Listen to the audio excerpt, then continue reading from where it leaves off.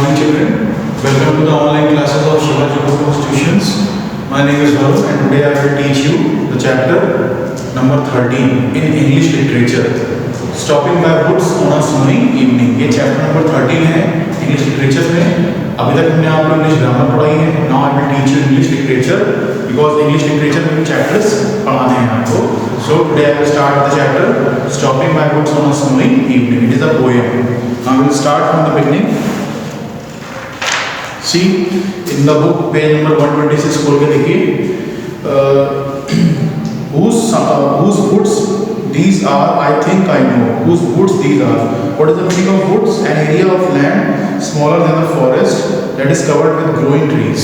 ऐसा एरिया जो कि फॉरेस्ट से छोटा है वहाँ पे ग्रोइंग ट्रीज जो है वो ग्रो कर रहे हैं. तो ऐसा एरिया जिसमें मतलब फॉरेस्ट तो नहीं है लेकिन फॉरेस्ट से छोटा है, there are trees, so it is called a woods. Whose woods these are, I think I know. His house is in the village, though he will not see my stopping here to watch his woods fill up with snow. अब हम इसके बारे में बताएंगे आपको. Whose woods these are, मतलब जिसके ये जंगल हैं. I think I know this. ये किसके जंगल हैं? This house is in the village, though. His house, उसका जो village है कहाँ पे? In the village, though. Village में उसका house है. He will not see me shopping here. He will not see me stopping here. वो मुझे यहाँ पे स्टॉप करते हुए नहीं देख पा रहा था. और उसका घर जो था वो कहाँ पे था? विलेज में था. To watch his woods fill up with snow. और वो विलेज में तो रहता है लेकिन वो अपने woods को देख नहीं पा रहा है कि स्नो से पूरे भर गए हैं. ठीक है, यानी इस चैप्टर का जो टॉपिक है, जो नाम है stopping by woods on a snowy evening, इसमें ये बताया गया कि एक स्नोई इवनिंग है जिसमें बहुत बर्फबारी हो रही है और उसमें इसको ऑथर को वहाँ पे जाके जब वो देखता है फॉरेस्ट में तो उसको स्नो दिखती है और उसी के ऊपर उसने एक पोएम बनाई. उसके बाद है my little horse must think it quite. My little horse, मेरा जो घोड़ा है, must think it quite. What is the meaning of quite? Unusual. मेरे घोड़े को भी ये अनयूजुअल लग रहा है कि यहाँ पे कितनी बर्फबारी स्नोइंग हो रही है. To stop without a farm house near. मेरे घोड़े को लग रहा है कि why I am stopping here because it is not a farm house near, so why I am stopping here.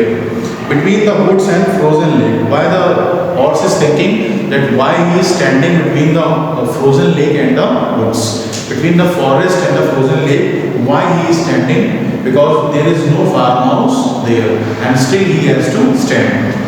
The darkest evening of the year, and it is the darkest evening of the year because the atmosphere there is full of snow and it was a snowy wind blowing there. So why the horse is thinking that why he has to stand over there. He gives his harness bells a shake. वो अपनी harness bell को एक shake देता है. What is the meaning of harness? A set of straps on a horse to control it. जो horse की straps होती हैं जिससे उसको control किया जाता है उसको बोलते हैं हार्नेस. ठीक है, जिससे कि हॉर्स को कंट्रोल किया जाता है उसको हार्नेस बोलते हैं. He gives a harness bells a shake. वो हार्नेस बेल्स को एक शेक देता है, यानी घोड़ा अपने मालिक को अलर्ट करता है कि why he is stopping there. To ask if there is some mistake. He is asking, the horse is asking his master if there is some mistake. By mistake they have stopped here, there is some mistake. The only other sounds the sweep.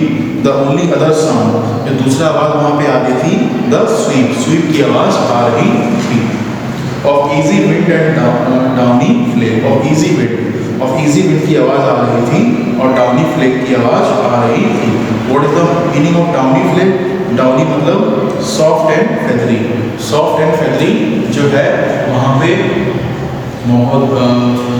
माहौल था. Of easy wind मतलब हल्की हल्की हवा चल रही थी and downy flake और वहाँ पे आवाज़ आ रही थी फ्लेक की, यानी इजी विंड की आवाज़ आ रही थी. ठीक है, the woods are lovely dark and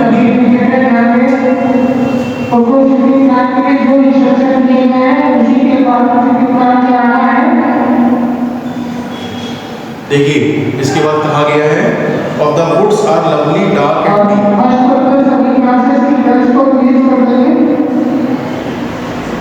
The woods are lovely, dark and deep. जो woods हैं वहाँ पे they are lovely, they are dark and they are deep. They are dark woods, they are lovely woods, and they are deep. So why the woods are lovely, dark, and deep? It is thinking that why it is the horse thinks that why he is stopping there. The woods are lovely woods. जो थे वहाँ के बहुत अच्छे थे, dark थे और बहुत ज़्यादा lovely थे. Dark means there is a lot of trees there and there is deep. So after that, but I have promises.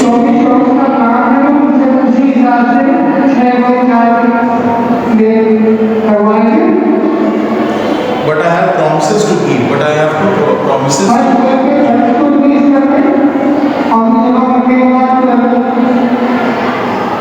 But I have promises to keep. तो कह रहा था I have promises to keep.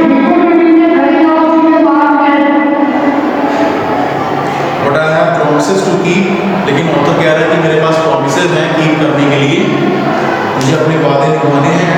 Miles to go before I sleep. And author is thinking that I have to go miles before I go to sleep. He was in fact going to other place, but he have to stop between because of the snowy weather, because of the dark weather. He has to stop in the forest, and there is a frozen lake also. So the horse is thinking why he is stopping there. So the horse gives his bells a shake, and the author also is thinking that now is the time to go, and there is he has to go a different place, and he has to go miles before he has to stop, and before he has to rest, and before he has to take a sleep, and miles to go before I sleep. So this is the poem of stopping my books on a snowy evening. I hope आपको ये समझ में आ गया होगा इस poem के बारे में कि ऑथर यहाँ पे क्यों रुका हुआ है और क्या रीज़न है उसके रुकने का. तो ये एक छोटी सी पोएम है, इसका नाम है stopping my books on a snowy evening, और इसमें जो उसके ऑथर है उनका नाम है रॉबर्ट फ्रॉस्ट. अब इसमें कुछ क्वेश्चंस दिए हुए हैं जो इसके ठीक बगल में दिए हुए हैं और आपको करने हैं. जैसे एक क्वेश्चन पर ये दिया है, does the poet know the owner of the Woodland. Does the poet know the owner of the Woodland. क्या पोएट जो था वुडलैंड ओनर ऑफ द को जानता था? यस. इसका क्या आंसर हो जाएगा? यस, क्योंकि he knows that his house is in the village. उसका घर जो है वो विलेज में है और उसका घर यहाँ पे नहीं है. तो वुडलैंड का ओनर को वो जानता था. Why do you think someone would own Woodlands? Why do you think someone would own Woodlands? Woodlands को कोई ओन क्यों करेगा? वुडलैंड्स को इसलिए करेगा because there is a choice of growing too many trees, too many different types of trees, of plants, of vegetables and fruits. So because of that, and because of having a good gardening experience, and because of going and enjoying the beauty of nature, someone is owning a piece of woodland. इसलिए कोई woodland को own करेगा. उसके बाद why is it the owner unlikely to see the poet in his woodland? Why is it the owner unlikely to see the poet in his woodland? जब owner था poet को Woodland में क्यों नहीं देख पा रहा था? Because he was not in the Woodland. वो वुडलैंड में था ही नहीं. वो कहाँ पे था? विलेज में था. That's why he is not able to see the poet in the woodland. ठीक है बच्चों, ये क्वेश्चन जो थे वो फर्स्ट पैराग्राफ के थे. उसके बाद सेकंड पैराग्राफ के हैं. Is the poet walking through the woods? Give a reason. If the is the poet, yes the poet is walking through the woods. Poet जो है वो वुड से ही होके गुजर रहा था. तभी वहाँ पर उसका घोड़ा जो था वो थोड़ा असमंजस में था. वो थिंक कर रहा था कि क्या वहाँ पे रुकना है कि नहीं रुकना है और क्या करना है. तो इसीलिए स्टोरी लिखी गई है, इसीलिए पोएम लिखी गई है. Because he has to stop on the woods on a snowy evening. Give a reason. The reason is that he has to go and stop there. So it is a type of stoppage, and it is in the way. That's why the poet has to stop. Where did the horse expect to stop in the woods? Horse कहाँ पे जाके रुका था ये भी दिया हुआ है. To stop without a farm house near. Horse expect कर रहा था कि वो जाके एक फार्म हाउस पे रुकेगा. कहाँ पे रुकेगा? फार्म हाउस पे रुकेगा. लेकिन ऐसा हुआ नहीं था. उसको वुड्स पे रुकना पड़ा था, जंगल के आसपास रुकना पड़ा था. बहुत ज़्यादा फ्रोजन स्नो वहाँ पे थी जो कि पेड़ों पे छाई हुई थी और हवा चल रही थी. Why do you think the lake is frozen? Why do you think the lake is frozen? Because it is a time of winter and there is ice everywhere and it is very cold. That's why the lake is frozen. उसके बाद what hour of the day do you think it might have been? What hour of the day? कौन सा hour था ये day का? आप क्या कह सकते हैं इसमें? it is the time of late hours of the day. Late hours of the day का टाइम रहा होगा, 2, 4, 5 बजे का समय रहा होगा जब वो पोएट वहाँ से गुजर रहा होगा।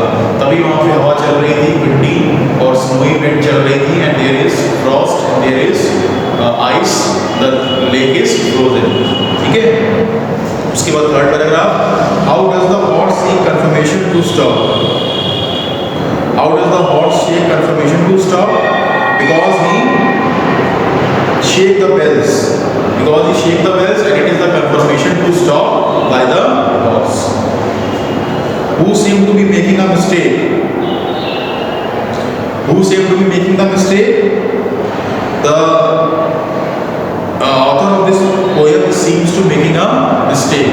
मतलब उसने हॉर्स को लग रहा है कि जो उसका मालिक था, जो हॉर्स राइडर था, seems to have making a mistake because he had stopped in some unknown place and there is woods only and there is no farmhouse nearby.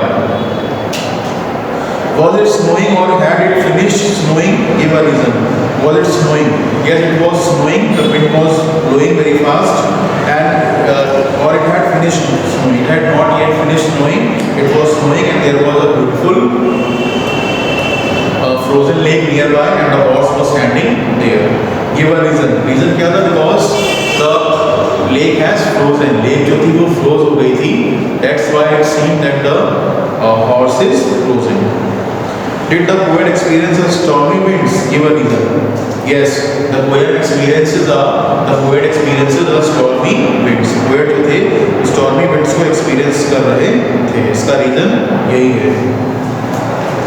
Did the poet experience stormy winds? Yes, the poet experiences a stormy winds. Stormy winds को experience कर रहा था. उसके बाद fourth paragraph. How do the woods seem to the poet? The woods seem to the poet are, they are lovely, they are dark and they are deep. मतलब बहुत lovely थे, सुंदर थे, dark थे, मतलब बहुत ज़्यादा गहरे थे, and they are very deep. They are very deep मतलब बहुत घने जंगल थे. So poet को ऐसे ही लग रहा था. Do you think the poet would like to stay longer to admire the beauty? Give a reason. Yes, I think the poet would like to stay there a bit longer because he was enjoying the time there, because it was all the nature all around him. There was trees, there was snow, there was wind all around, and he has to cherish the beauty of nature. So, but he has to promises to keep. He has to keep his promises. That's why he has no time to stop there. That's why he wants to go there away from that place. Because he is enjoying there. That is the reason that he wants to stop there. उसके बाद, who do you think the poet has made promises to? I think the poet had made promises to the person who is his landlord and who is the boss of him. He has made promises to his boss that he had to go to some other place before he can have a stop and have a sleep. So that's why the poet is going from different places and he has to reach some place. That's why he is not able to stop there. ठीक है? और last question है, is the poet reminding himself of something? The poet is reminding himself, इसमें क्या हो सकता है? The poet is reminding himself of that he has to keep his promises and he has to reach his destination because he can't stop at that place. He can't stop at that place. That's why he had to keep promises and he had to keep his promises. ठीक है बच्चों, तो I hope आपको ये chapter पूरा clear हो गया होगा. इसमें और कुछ ऐसा नहीं है जो समझाया जाए. एक इसमें ऑथर है, पोएट है और उसके पास एक जो है वो घोड़ा होता है. घोड़ा से वो जा रहा होता है कहीं, बीच में एक जंगल पड़ता है और वो जंगल जो है it is surrounded by beauty of nature and there is all frost and ice on the snow on the ice. Sorry, there is snow on the tree and there is also a frozen lake. And for some time the poet takes a rest, takes a halt and has to stop there because it was a windy day and the wind is blowing fast and there is the chilly wind. So, but after some time the poet realizes that he has to make his promises, he has to keep his promises. At that moment the horse is also thinking that why he has to stop at the same place because there is no farmhouse there and why he's just indicating his master that he has to go and he don't have to stop there, and he is indicating the master that does he has done a mistake there by stopping there. तो उसको लगता था घोड़े को क्या master ने उसकी कोई गलती कर दी है रुक के वहाँ पे, तो वो इंडिकेट करता था। लेकिन आखिर में वो पोएट ब्यूटी को एडमायर करता है, वो कहता है फॉरेस्ट जो है लवली है, डार्क एंड डीप है, और there is but he has to keep it promises, that's why he has to go miles to go before he can sleep and miles to go before I sleep. ठीक है बच्चों, तो I hope आपको ये पूरी story समझ में आ गई होगी। अब जल्दी ही आपको इसका PDF भी हम सेंड करेंगे, इसमें जो क्वेश्चन आंसर हैं, इसमें जो वर्ड मीनिंग्स हैं और एक्सरसाइजेज जो हैं वो आपको सेंड करेंगे। ठीक है बच्चों, आज की वीडियो में बस इतना ही। आपको अब ये तैयारी करनी है, इस क्या बोलते हैं, पढ़ना है चैप्टर और अच्छे से रिवाइज करना है। Thank you.